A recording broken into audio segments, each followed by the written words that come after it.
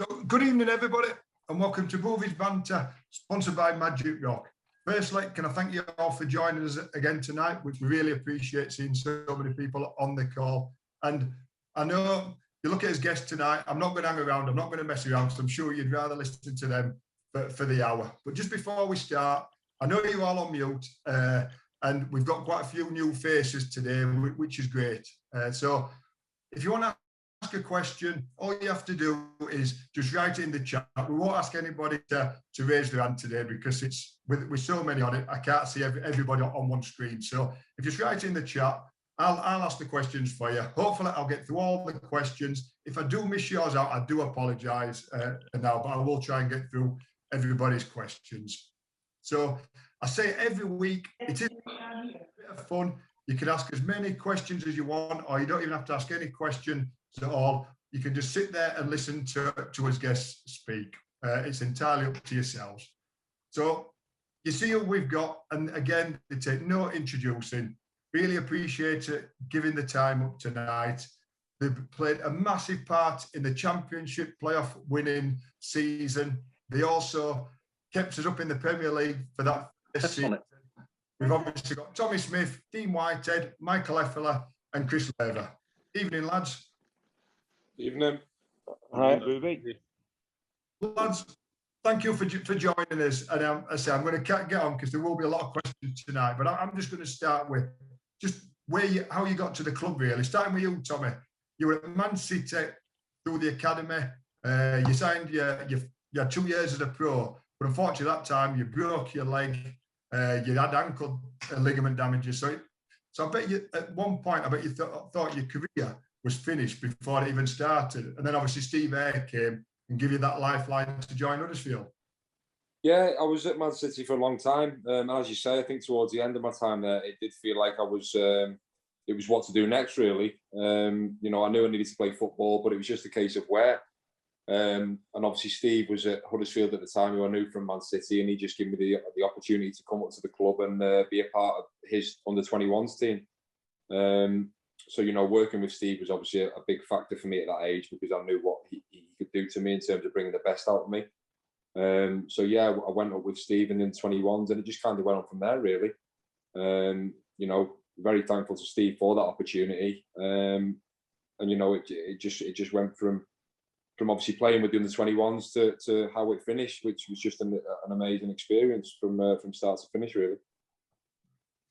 Brilliant, Tommy. And Dino, you've been at Middlesbrough, Stoke, Sunderland, all in the Premier League, 3 massive clubs.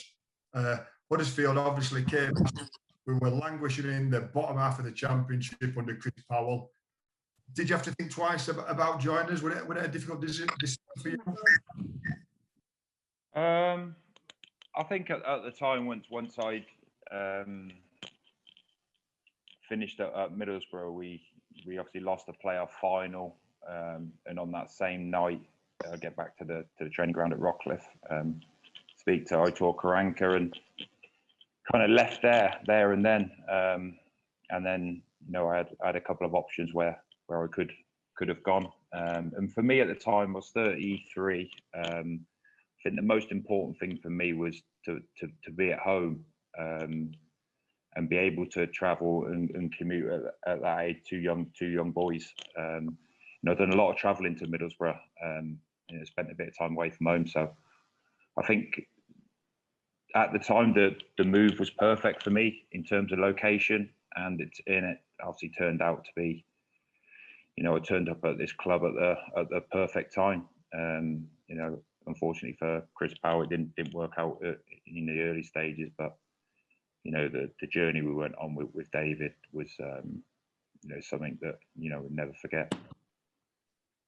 Before I come to the questions, and it's for Chris the first one, but Tommy, Dino's mentioned about Chris there, Chris Powell. What were the players' thoughts when Chris left the club? Because we weren't doing brilliantly, but we're doing all right. It must have come as a little bit of a shock to all the players then. Yeah, I think it did initially. Chris, I think Dean will probably echo this. Chris was a brilliant person in terms of man management, in terms of you know, making the lads feel great, all that sort of stuff. I think what Chris probably lacked a little bit was maybe the tactical side of things. Well, with our group anyway, that was what it felt like at the time. So again, the chairman decided on making a change. He obviously decided to bring David to the club. But yeah, it was a bit of a shock at first when Chris left. And as I say, for me especially, I got on really, really well with him.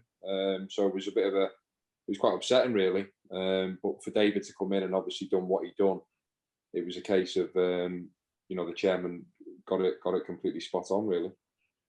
Definitely, yeah. So the first question from Daniel, and it's to Chris and Hef. So Chris, I'll ask you first. What did you know about Huddersfield Town before coming to the club? Yeah, I have to be honest, nothing. Nothing. You know, the only thing what I've known was that David was the head coach for 3 or 4 months before he get in touch with me about a move. Hef, how difficult is it? Obviously, Tommy and Dino know it's difficult moving clubs, going to a new club in your own country, but you're leaving Germany to go to a new club in a new country. How difficult is that for you? It was like an adventure, more or less. Same like Chris, I didn't know anything about Huddersfield Town. You just like look it up in Google and see how is the stadium, how is the city, which color have the club, you know, blue and white, terriers, and get like a little bit information in. But for me, it was like just a big adventure, because it always was my dream to go to UK to play their football. And then I was like, great, just happy days, you know. Yep, brilliant. And Chris, I presume, obviously you just said you knew David from Dortmund. So was he exactly the same manager when at Huddersfield than he was at Dortmund, or had he changed a little bit at the time he got to Huddersfield? Yeah, he changed a little bit for sure. You know, there was I was in Dortmund 8 years before I came to Huddersfield, so it was a bit more experience of him. So he changed a little bit, but what kept the same was that he played. I knew the style of football, what he wanted to play, and that was for me a big reason why I joined the club, because I think it suits the style of my way to play. So it was in the end, as Hef said, it was a really good decision, and we had some good times there. Brilliant. And the final question on that one, did you know that Huddersfield Town, you two, had won the Premier League, the first division back then, 3 times in a row? We're only one of the 4 clubs to have ever done it. Did you do your research and did you know that? We're up there with Man U, Liverpool? Hef, please. Yeah, a clear yes. But just when we arrived, you just like, somebody told me that we won like it 3 times. So, but like before, I didn't know anything. I just knew about Dean Whitehead. He's such a big player, you know, had a great career, obviously, with his pace, with his dribblings. He is like just any player.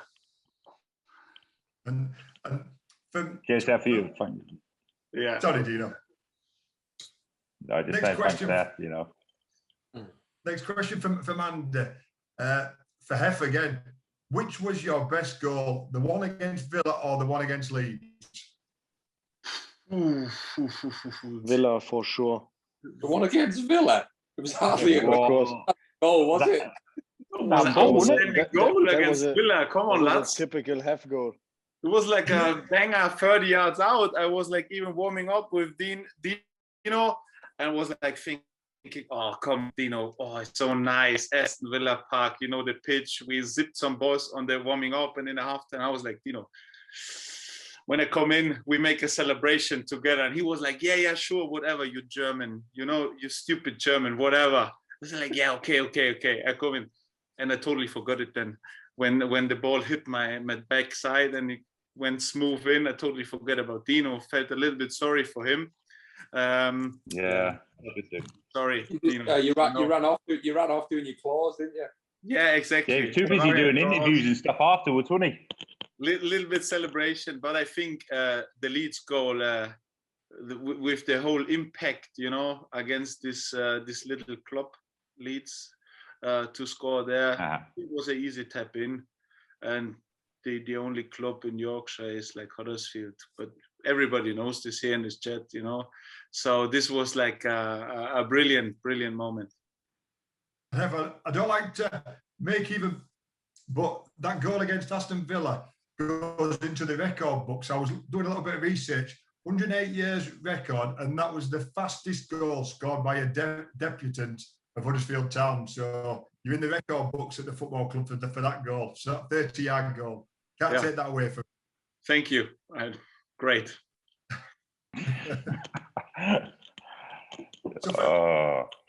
Randy, for Chris, I'll do it for Chris.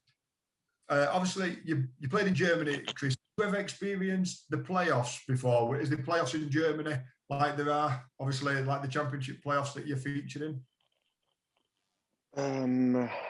Not really the same, because in Germany it's just the third from the second division against the 16th of the Bundesliga. So there's just 2 games. And you decided in that 2 games. So there's nothing with, we had to play 4 games in the championship playoffs. In Germany, you have just 2 games to play. And it's just against one team. Right. So you don't have to play. You don't have to play a semi-final and then a final. It's basically a final. Right. Yes. Yep. Brilliant. And next one to Tommy and Dean. Let's go with you, Tommy. What quality do you think David Wagner has to make him a special coach and a special man? Did you know the first few times you met him, Tom, that this something special was going to happen? I think to begin with, it was a case of this is different. In terms of the managers that we had at Huddersfield before, they were very good in their own sort of way. But I think when David come in, it was very different, and it was shock to a lot of the lads' system. As Chris told you then at Dortmund, he had a style of play which Chris knew about, but a style of play that myself, Dean, and all the other sort of English-based lads didn't really know. So it was a bit of a shock to us all to begin with, but it was something that I think we all bought into, which was the main thing. We bought into it. We decided that we could, get better at it, and as I say, it just sort of went from there. Really, his ideas that he gave us on the pitch of how he wanted us to play. Once we started playing games, and once we started seeing the benefit of how he wanted us to play was going to work, it just went from strength to strength, really. Very, very good attention to detail, very good. And that's obviously why we ended up doing as well as we did. Yeah, definitely. And Dino, what did you, obviously, David Wagner's come in, and it's first time I'd ever heard of it, but it makes total sense. Training mornings and then at 3 o'clock again in the afternoon. So you lads weren't getting away until 5, 6 o'clock at night. They had to put floodlights in the training ground because in the winter it was too dark. For me, if I were home at 1 o'clock, it was a double session for me. So like, you were an experienced pro then, Dino. It must have been difficult for you to adapt to that. Yeah, it was obviously something new, something different. I think being an older player, I understood that David likes young players. He's worked with young players at Dortmund, and you always wonder if you're going to feature or you're going to, be involved in this journey, because as senior players almost coming towards the end of your career, you do have these kind of thoughts. But he took me under his wing. Me and Huddy, I think, were two senior players at the time, and really good, brilliant for me as I was doing my coaching badges at the time, and all his new ideas, and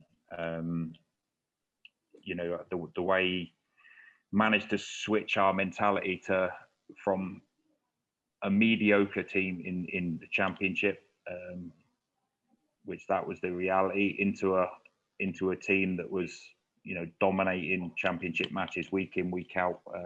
Yes, we weren't winning by 2 or 3 goals every game, but generally we were battering teams with the ball, without getting reward. But yeah, I think the afternoon training and the evening trainings was difficult to start with, but like Smithy said, once you feel like you've got a little bit of success, you kind of jump on that train, as David would say. You either get on the train or you don't, and all the lads were jumping on the train, and the train weren't stopping for anybody.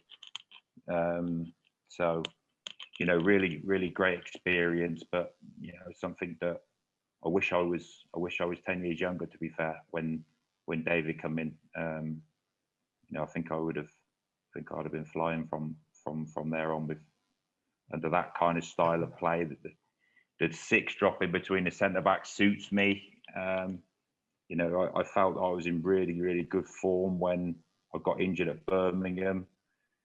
And ultimately, that's where Hoggy's probably come alive. Since I got injured, Hoggy's stepped up to the plate, and really kicked on. And good luck to him. But yeah, we had a great set of lads.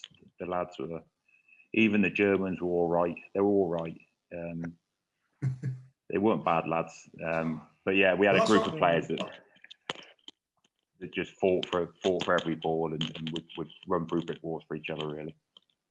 Thanks, Dino. We've got a lot of questions about the playoffs, but I just want to ask, probably you, Tommy, that season, the playoff season, obviously David brought in Chris, Hef, Schindler, Stankovic, Aaron Moy, Danny Ward. I think he brought in 13 players. And that takes, obviously, you look who they were, Casey Palmer. It takes some settling in. And tell us a little about that Sweden trip, that outward three days in the wild. How did you survive? And did you have, were it true you had to catch your own food? The 3 days, it felt longer than that. I'm sure it was more than 3, wasn't it? 5, wasn't it? It definitely felt like 3, Boothie. Oh, was it? I definitely felt longer than 3.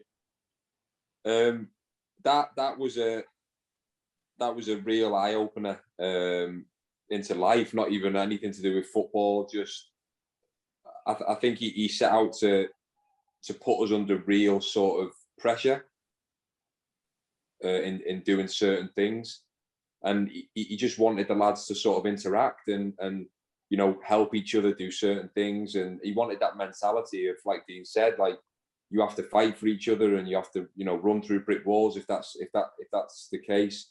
And I think for the lads who joined the club, as you said, there was 13 then.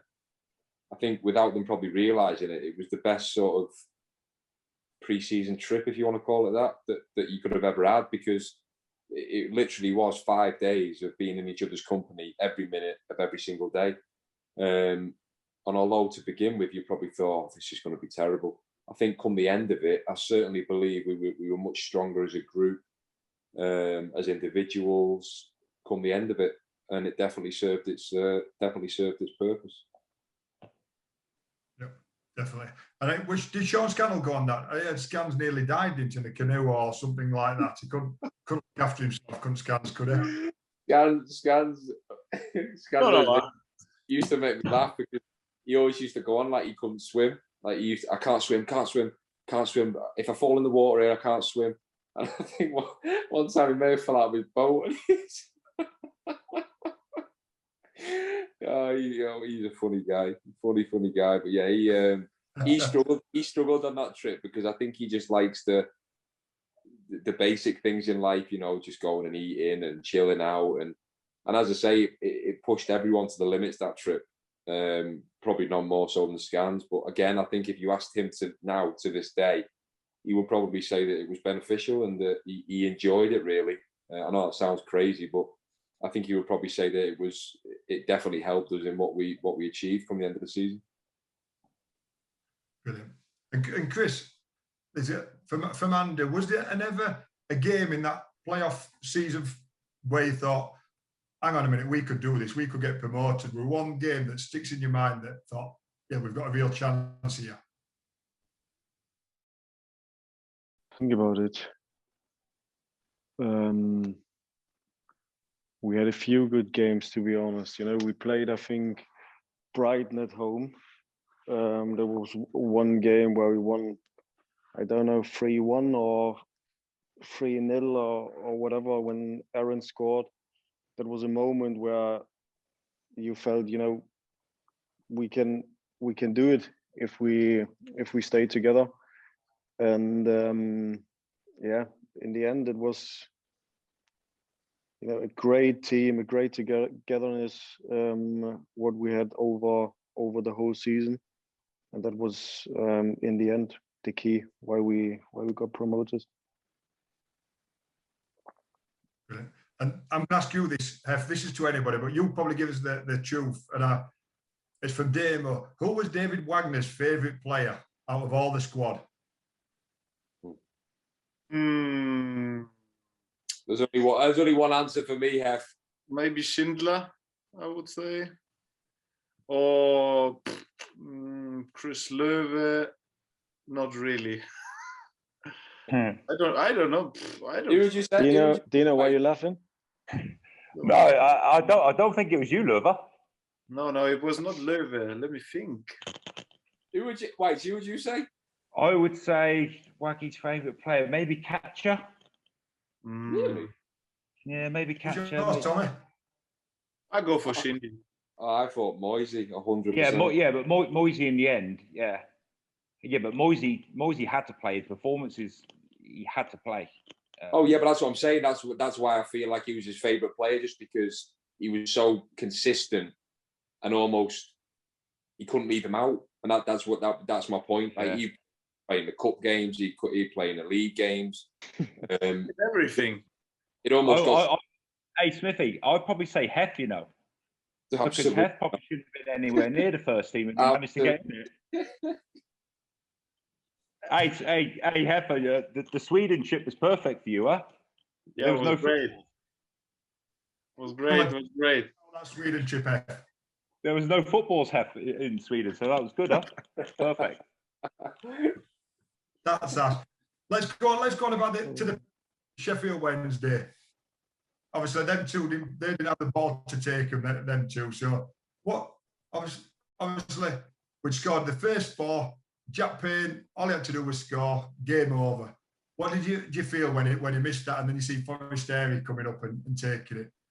What did you think? When he missed that one, I knew that I was next. That was the problem. So when You're not a penalty taker, are you? No, Whitey. I don't take many penalties, but I was next. It was either me. I think Hoggy was probably on the list, and I think there was another one on there as well. I can't remember who it was. So I was next on the list, and when Payne he missed, and I seen Forrest Airy stepping up, I'm thinking he's scoring here. And if he scores, obviously I'm up next. So the relief when he missed, I don't even think I was like thinking we've got to Wembley. I'm thinking, thank God I've not had to take a penalty. That's what you're thinking. I were exactly the same in playoff final. I was sitting down at Cardiff, and you're just thinking, please miss, don't you? You just want to take it. Yeah, well, yeah. Thankfully, to be fair, I'd have probably scored, wouldn't I, Whitey? I'd have probably put it in. Yeah, to be fair, I celebrated like I scored Natty that night. It was a great celebration. This sprint on the end. Ooh, wow. Yeah, my legs were gone after that. Great game. Great game. Chris, I'm going to come to the Wembley now. What a day. We all remember it. But you're obviously the first penalty taker. What's your thoughts walking from that line up to the penalty spot? And obviously all the Huddersfield fans are in front of you. What's going through your head at that moment? Hey, can I just say, by the way, he could take a penalty. He don't miss, by the way, Löwe. Talk about me thinking, oh my God, I'm next. He was the epitome in the semis and in the final of holding your nerve, no sort of fear. no sort of like fans around, nothing, just put the ball in the net. Yeah, he does. He had full confidence, but when Hef stepped up, no confidence. Oh, when Hef stepped up, Booby, it could have gone in the stand, it could have gone in the keeper's hand, could have gone in the net. Hey, but I tell you what, you did have though, Heffer. Huh? Big Hang on, kahunas. Dino, why you didn't step up? Tell me. Because I couldn't step on the pitch, pal. Ah, okay, sorry. Nah, just didn't know that you didn't play. Ah, Hey, okay. hey, Heffer, big kahunas. Because Huh? Hoggy took your place because what? No, it's okay. It's okay, my friend. What did you feel then? Obviously, Chris has got a B scored. We know you sank to the floor. We've missed the penalty, and then you walk back. But I'm sure the lads were there, like giving you all the best. Don't worry about it. By the sounds of it, they'll give you encouragement, won't they? You're joking. Yeah, I was shouting on him. Felt obviously great to stepping up, but like I felt like the biggest. I don't know. I have to watch my language now. I was very angry about myself, you know, to miss this. But on the end of the day, you know, I'm happy. I'm happy because we still got the promotion. But like I'm just the worst very angry penalty about I've ever myself, seen. you know. And then I have to listen to these other stupid guys, you know. Tommy Smith even didn't take a penalty in the semis, in the finals. He was our captain. Normally you should take a penalty as a captain, but he lost his balls in the dressing room anyway. Dino Whitehead, Premier League player, where was he? He was nowhere. Watching you, So, watching you try and do the job. What they're talking about, you know? There's no problem. Chris Löwe, I take my hat. He's like a fantastic striker. No, don't you worry. It was obviously great day, and I'm just happy that we promote through this whole experience, playoff finals. It was just great, especially for us Germans. We didn't know this, and then we come here over the first year and we go this way up. Is like just magic. It's unbelievable, honestly. So yeah, thankful for everything. Yeah, you took the 2 penalties, lads. Tommy, you were the captain. I know you weren't on the pitch for the penalties, but how did you choose, or who chose Chris Schindler to take the last one? Obviously, the 4 spot that for themselves at Sheffield Wednesday, but Jack Payne weren't playing then. So, whose decision was it for Shindy to? So what? I'm not entirely sure because I obviously went off injured at the end of the game when the lads were obviously in the huddle, deciding who was doing what. I was sort of just stood on the side really. I was on crutches at the time because of the injury, so I didn't really know what went on or who was taking what penalty. I had an inkling as to who would probably take them, but I didn't actually think that Shindy would be on the 5th. I'm trying to think who else on the pitch at the time, to be honest with you. I mean, obviously the normal takers took them as they did in the semis, as you say. Obviously Naki, Moisey, Löwe, Hef.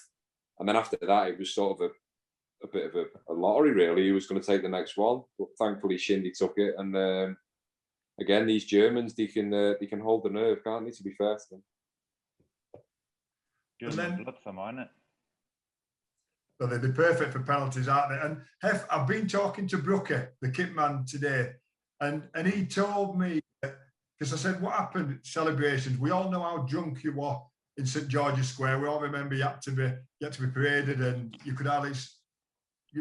I felt sorry for you, but he told me that you got on the coach with your medal on, fully stripped. You still had your shin pads on. You had your football boots on. When did you get changed that night, or was it the next morning? We all remember your dressing gown. Just in my house when we left the party, the celebrations, I was like in full kit going home to my house, and this was like when I had my shower and where I took my clothes off, because for me it was like I didn't want it to put this nice clothes off. You know, we had a nice decent victory in Wembley with all the lads, so it's fantastic. It's just fantastic. It's just like how you should celebrate in my eyes. So it was great. Brilliant. Dino, experienced pro, tell us a little bit about that night. What did you do, obviously, on the coach, and then where did you go afterwards? Why see? Tell them about the girls. What? Tell them about the girls after Wembley when we pulled out outside the stadium. Yeah. So obviously, you know, we didn't want to leave the changing room, to be honest. Having a great time in the changing room, celebrating, singing songs. It was a great moment for us. Then we obviously going to get back on the bus to go back to Huddersfield. Can't remember where we were going. Don't know. Did we go to Revs in the end? I can't remember. No, from Wembley straight back to Cedar, didn't we? We got the bus straight. Oh yeah. Cedar Court, yeah. So on the bus, obviously we're ready to leave and get on the bus. We're getting all the beers on there, everything. Everyone's buzzing, and I get a call from my wife. They missed the train or something like that. Had they, Smithy? So my wife was with Charlotte, Smithy's good lady, and they missed their train. So them two ended up at the front of the coach on the way home from Wembley with the team, because there's no other way they could go. With the medals around the neck. They sat at the front of the coach, medals around their neck, like they just won the league. And to be fair, I don't think we spent 1 second with them, did we, Smithy? We were down the back getting steam. You know what? It was crazy, dude. I literally pulled out of the stadium. And when I say pulled out of like the big mass, the gates open, we pulled out. All the fans had gone. They'd all obviously got the trains home, whatever they'd done. So it was empty by the time we left. And these big gates opened, and we literally drove straight out the gates. We must have been 20 yards.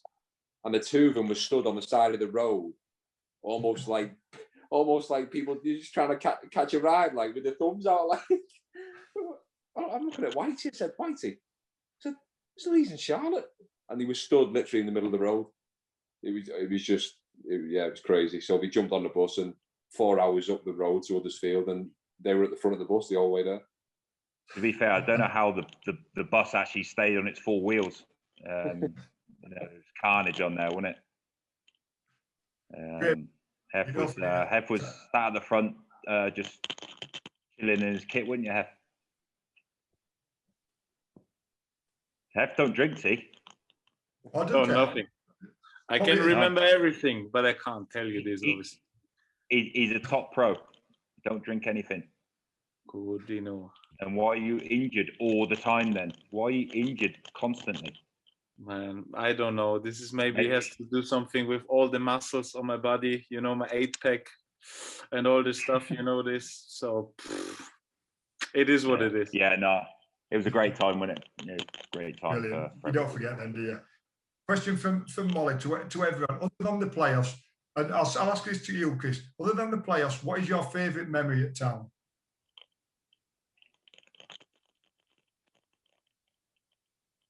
Yeah, of course, when Shindy scored the penalty, because apart from that, as we said, he can't speak English anymore. You see this? He's back in Germany. He don't understand English. He's lost all his English, huh? Yeah, I lost my English. That's true. Apart from the playoffs. Apart from the playoffs. You know what I still remember, but in a good way, is our last game against, I think it was Cardiff, when Wardy, we play for nothing, just don't get injured, don't get a red card, and Wardy get a red card, and we had to play without him in the first leg of the semis. That is always what I have in my mind when I think about that season. Favourite memories from Huddersfield Town is when Wardy got sent off. Yeah, it wasn't that bad. Love it, Löwe. It wasn't that bad. Too stupid. Just let him run and score. Nobody cares about it. I'll ask you then. What about them last 3 games of the season? You've done it ever so well. You've been a fantastic season. We got Man City away, Chelsea away, and Arsenal at home, and you still probably needed. In the end, you did, but you probably needed two points. And Man City, what a fantastic performance, deserved a point. But then going down to Chelsea, what a night that must have been for you all. Tommy? Yeah, I remember looking at the fixtures actually, and yeah, well, daunting to say the least. But I think we done okay at City. I think they were probably on party mode, wasn't they? I think they'd won the league by then. But I mean, it didn't matter to us. We obviously knew we had to get points on the board. We managed to get one there. And then the Chelsea game was, you talk about experiences, that was probably one of my most memorable ones. Just for the simple fact we were up against a top side, you know, Eden Hazard, all these type of players, and it was a case of us going there with only hope really that we could go and maybe nick something. And you know, as the game's going on, the longer the game goes on, you think, you know, can we hold on? Can we hold on? And then when obviously Lolo went and scored, it was a case of, good God, like we could do this, you know. Yeah, that was an incredible night. Really, really good night. There's not many better feelings than what we had at Wembley for the playoff final, but that night at Stamford Bridge was definitely up there as one of the best experiences, 100%. The party afterwards was better than after the playoff final. Yeah, it was. Yeah, you are right, Löwe. And then again after the Chelsea game, and I don't want to keep going on, but I were proud of you lads. You were on front page of the tabloid newspapers. What a night that must have been down in London. Dino, I'll ask you again, being senior pro. Well, it's no good asking me, Booth. I weren't even there. Where was you? Was you injured, Whitey? No, I didn't go. And Hesh didn't go either, did he? So it was just you and Chris. So the two main guys, me and Hefele, weren't even there. Exactly. Oh, wow, Sounds boring. Where Like was you? Hefele. Was you injured or did? Yeah, injured. Of course he's injured. Yeah, disappointing, wasn't it, Hefele? A little bit. No, you definitely on the telly. You watch on the telly? Yeah. Yeah, of course. I was like pressing my thumbs and like celebrating. Oh my gosh, so happy. Right, see, I had my Wagner glasses on. I completely forgot you weren't even there. I do actually remember. I think I rang you after the game actually, but I didn't realise you wasn't even there. Yeah, you see. Maybe it was there. Maybe it was there undercover. But All I see in the tabloids was Löwe smoking about 20 fags. That's all I see. Will it, Löwe? Chris? Yeah. yeah, You could say what you'd done that year was an unbelievable achievement. If you can't have a couple of cigarettes and Exactly that. It's a bad time, isn't it? Tommy, a question from Peter. Do you still relive the winning goal you scored at Rotherham? Oh, over and over. Me and Whitey actually get together quite often, watch it together. That was do you know what? That was the moment for me. You know, you asked Chris before about when did you think that we could have actually got promoted. I think that game for me was when I thought we could do it. For me personally, you know, Tuesday night away at Rotherham, a game that could have gone either way. To score as late as it was and get the 3 points, I think, as I say, for me, that was the moment where I thought we're going to take some stopping here. You know, because we won games, as Dean said before, we won games in that season comfortably. We battered teams. Teams couldn't get near us. But that Rotherham game, again, it was just one of them games where it could have gone either way, like I say, and obviously it went in our favour. And I think that was when I knew that, you know, we could win in different ways. We could pass teams off the park. We could win ugly if we had to. And it just, I think it made me realise that night that we were onto something special. we could win as well when Dino played. Well, again, when was that, Hef? Huh? What? When was that? I don't know. The question from John P. for Dino.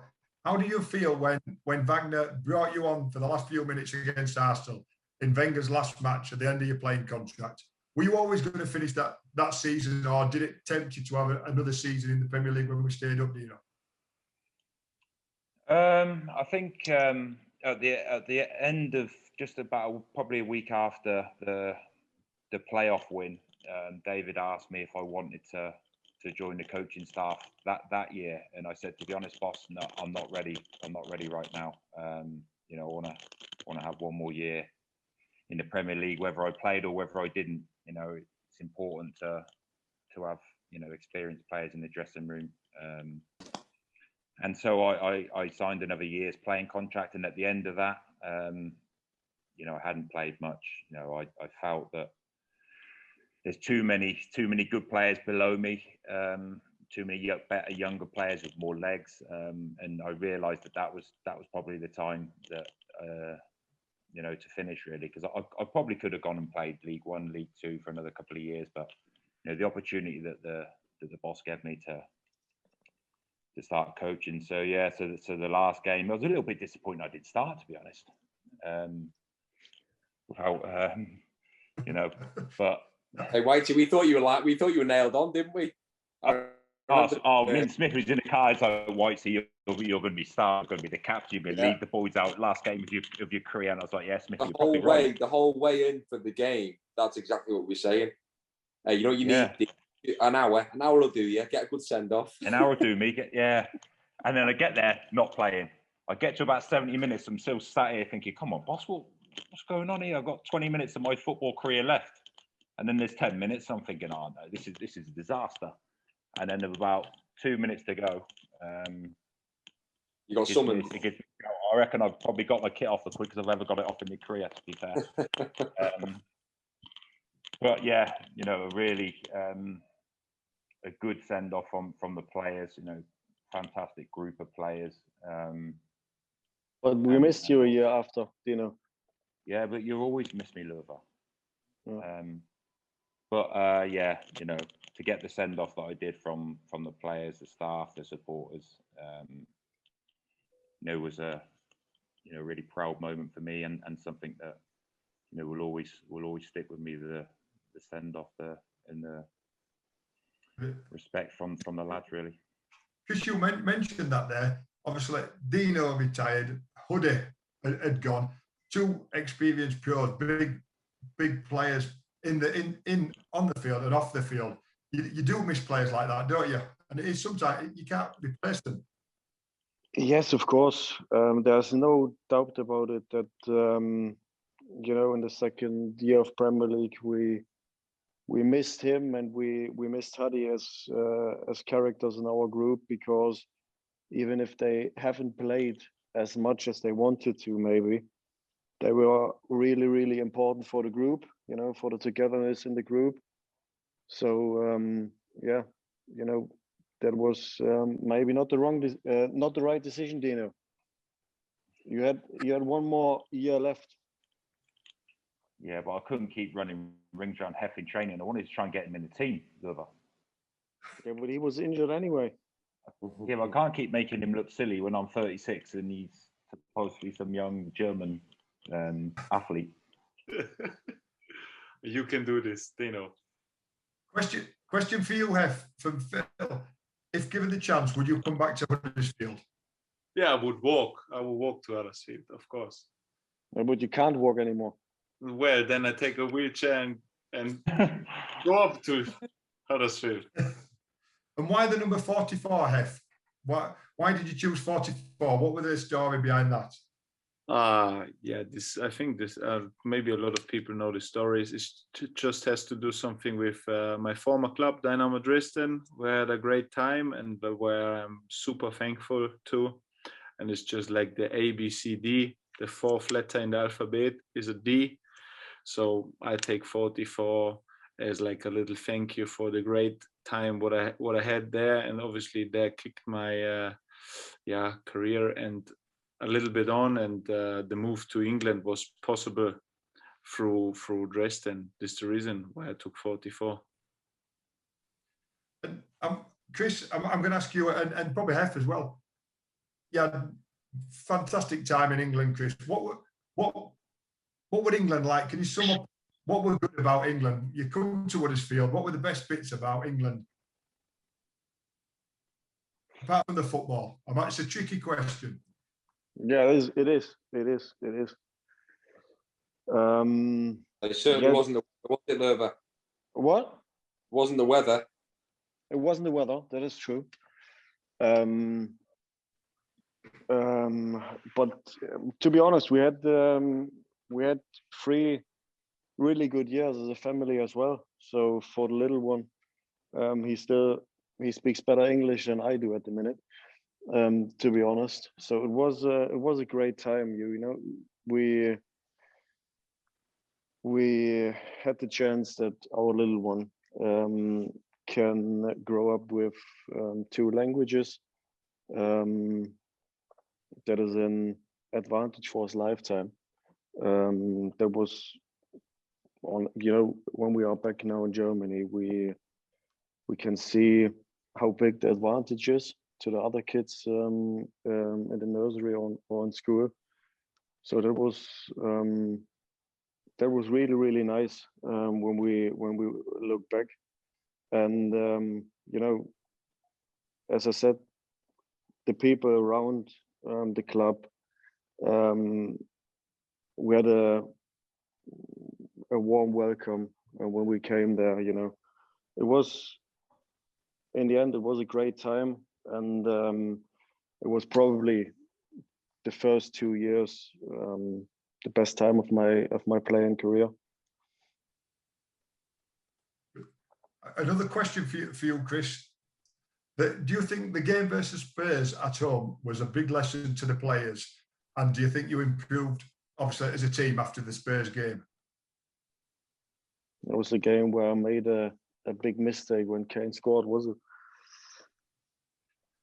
It's a team game, Chris. Yeah. You know, we had to learn a lot of lessons in that first Premier League year. So, you know, there was basically, you make a mistake, and it could be a goal. So it was hard for me personally. It was hard to get used to Premier League football. And we had a lot of games where we had to learn lessons, and it was hard, and it was not easy always, but you know, we got through it as a group, and we could achieve then something special. Yeah, brilliant. A question for Hef: which celebration would you pick? Either obviously the celebrations at Wembley, or the celebrations during the game against Leeds United, or the 22-man brawl against Leeds United? Like in general, from the whole fans, it's like, it's difficult because, like, obviously in Wembley is like a totally different level. We achieved there something different. What is like outstanding, you know. We go up to the Premier League. Of course, the celebrations were like very big and great, but like I think like the passion, and with all the dynamic between the 2 clubs, you know, Huddersfield and the other club, Leeds, that there's like maybe a little bit more emotion into this. I don't know. I think it's level. I can't really tell. Tell me, Booty, what do you think? Well, I'm going to ask you then, and this is something I've always wondered, and I do talk to Brookie a lot, and Brookie, the kit man, tells me a lot. But you got interviewed by Sky after the Leeds game, and we all know what you said. Did you mean to do that, or did it just come out accidentally? Of course you meant to do it, Boothie. Well, I said what I said, but I didn't know that it was like a problem here in UK, and that like the UK people are a little bit like careful, because in Germany you can say this easily. And I was a little bit shocked by the reaction of the reporter, that like he was like, oh no, you can't say this, and he gave me like the shoulder, you know, he blindsided me, and I was like thinking like, hey, come on, relax now a little bit. Give me this man of the match, okay? And then we're all happy. Because I always wanted to have like this, yeah. And he was like so angry at me, and I didn't even know what I did wrong. So after our lap, I asked Izzy, what's going on here? What's going? Why he was so angry? Because like I was so happy, you know, and we just won. And he was like, Hef, you can't say this, bruv. You can't say this. And I was like, okay, wow.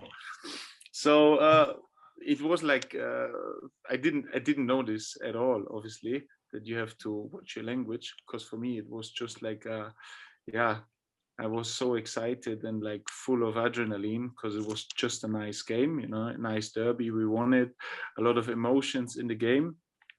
So it was just a fantastic afternoon. And I don't know what is Brookie telling you. I'm just like, yeah, caught half of the stories from him because like he don't tell the truth. He's my little boy. A question is from Don. It's a question for Chris. My wife was in tears of joy watching your little boy running all over the pitch at the end of the season celebrating. Is he kicking a ball yet? Which I'm assuming it'll be about 3 years ago that now. So yeah. Sometimes, but he's not really interested in football, to be honest. So we play sometimes at home, but he preferred to play something different. So he's not really interested in playing football. No, that's a shame. But great scenes at the end of that. Tommy, Dino, I was speaking again to Brookie, and he said, ask him about the Burton Albion game. We lost 1-0. Dino, you got sent off, and you two were best defence. What happened that game? Go on, Whitey. Go on, Smithy. You tell them. You caused the trouble, mate. To be fair, yeah, I caused the trouble. So we got beat by Burton at home 1-0, and Dean got sent off, and would argue that he got sent off because of something to do with Hef. Apparently, he was protecting Hef. Yeah, I was looking after my mate Hef, wasn't I?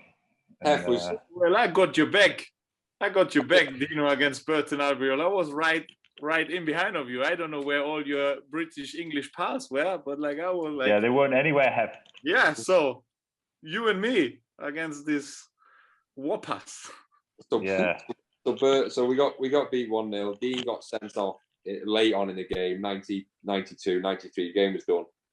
We get beat 1-0, and I charge into the dressing room and start losing me rag, kicking things around. As I've kicked a water bottle or protein bottle, whatever it was, it's hit off the floor and hit Dean, or went in Dean's direction. I think Dean's obviously thought that I've aimed it at him. It wasn't a case of that. It was a case of just that we've been beat. Yeah, you meant it. You said it outside. Dean, yeah. It was Dean's fault. Yeah, so I kicked the ball. It goes towards Dean's place. I think it may have hit Dean. A little bit of a scuffle, and then Brookie kind of got in between us both, really, and that was it. It was nothing more. It was just probably just Brookie trying to make it into something that it wasn't really. But yeah, he stepped in with his big shovel hands, and yeah, that was that. And what were the drive home like? Obviously, your best defence, you drive in together, and that you've just been separated. When did you apologise first, or did you not talk to each other all the way home? We didn't speak to each other for a couple of days, and the worst thing was, I think probably at the time, Dean had lost his licence at speeding or somewhere or whatever.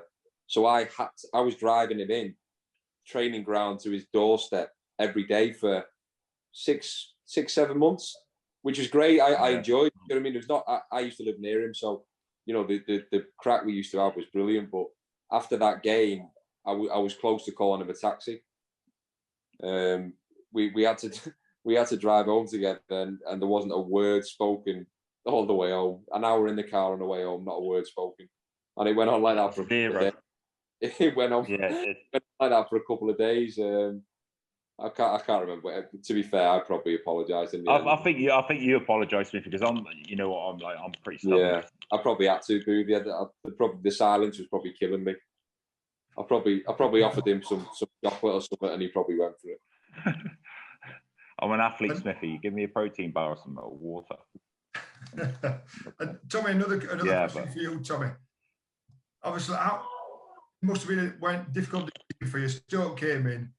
You were club captain at the time. Did you want to leave the club, or was it a decision above you?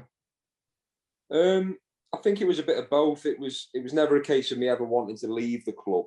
You know, I absolutely loved every single minute of being a Huddersfield Town player from the start to finish. There was just a few different elements, really. I think my contract was running out at the club. We'd obviously just been relegated. The new manager come in at the time, which was Jan Siewert, and I didn't really feel like I was probably as part of his plans as much as I would have liked. So yeah, there was just a few elements, and then obviously when my agent called me and told me that Stoke were interested, it was just too hard to turn down. It was as simple as that. Dean will tell you what type of club Stoke is. You know, he was there for a long time, and it's a brilliant club, and it was an opportunity that I couldn't really turn down. You know, a fantastic club, great fan base, and it gave me, you know, there was a 3-year deal on the table, which was security that I needed and I wanted. You know, I just had a little girl. It's half an hour from home where I live. It just ticked a lot of boxes for me. So it was a move that, yeah, I was upset about in terms of leaving Huddersfield, but a move that I couldn't turn down, just for the simple fact of the size of the club that Stoke was. Yeah. And we've only got a couple of minutes left. It's absolute fun. Christoph Buehler, how big how much influence did he have under David? It would obviously David and then Christoph, but he had a big part to play in the success as well. He's a big tactic head. Like, honestly, video analysis and all this stuff, I never saw such a like detailed work from anybody else. Even now, this is just like a lot of work what he put in, and like it's just like a big respect for all the detail and all the effort, you know. Would you analyze there, and which was a big part of our success, I would say. Chris, what do you think? I think the same.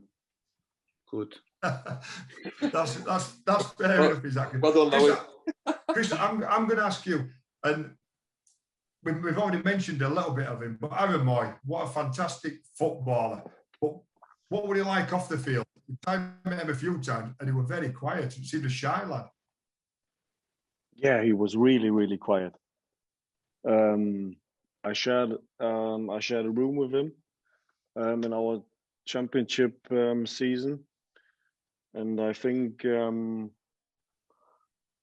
first few games, 4, 5, 6 games, I think we haven't spoken a word when we shared a room.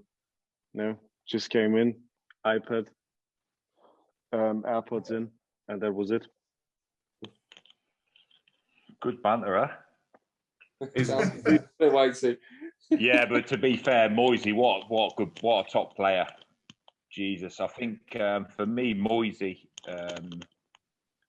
if he had maybe an extra yard of pace, extra couple of yards, I think he could have played in the top half, certainly of the Premier League for sure. Easily. Controls games, controls the tempo of games. He was sensational for Huddersfield. Real top player, top bloke. Kept himself to himself, but on the pitch delivered every week. And who did you room with then? Obviously, Tommy and Dino were together. Chris and Aaron Moy. Who not the short straw, but who roomed with you? Nobody would go with him, Boothy. He had to have a room on his own. Boothy, this guy can't room with anybody. I mean, you don't know this German. The guys were a little bit scared, you know. But I think on the end of the day, we ended up Christoph Schindler and myself, and we had like a fantastic first year in the championship, because we are quite like on the same banter level. So we had a lot of good banter, as well, like Chris and Aaron in the room. So so no, it was good, you know. But I like to mix up as well with the English guys, you know, because like I just like the culture, you know, and the friendly way how everybody is. I think the first couple of training sessions I was like always going to Dean Whitehead because like I was interested in this guy, you know. He played so long Premier League, sipping some balls, and like I have. Did you ever go to his house? Remember you said you were going to go to his house for a cup of tea? Yeah. He just has to send me his postcode. Like, I reckon he's asked me for my postcode about 1 million times. I will not. I was a couple of times at your door and knocked on your door, but like nobody, you wasn't there. So I just had a cup of tea with your kids and your wife, and we waited for you. But yeah, you were always busy with training session, planning, and all the stuff. So. But like soon we have some dinner, my friend Dino. Yeah. Tommy can come as well too. I might regret to ask this, but obviously the dressing gown, that were part of you always wearing the white dressing gown. But where did the giraffe come in? Somebody told me about this giraffe. Where did that come in? Well, there's an easy story. I got like a partnership with a giraffe in Dresden. So. A giraffe is my daughter, more or less. I don't know what is the name, how you call it in English in England, but like I have to take care about her. I don't know. Her name is called Gaia. She's real. So, Dino, when you want to come to Dresden, I show you my giraffe. You've got me a giraffe. I think we can leave it there. I better not go any further. Tom, Dino, Hef, Chris, thank you very much. Again, it's just absolute flow. It's an hour just gone like that, and I'm sure we could have had another easy. We've hardly talked about anything that I thought we were going to talk about.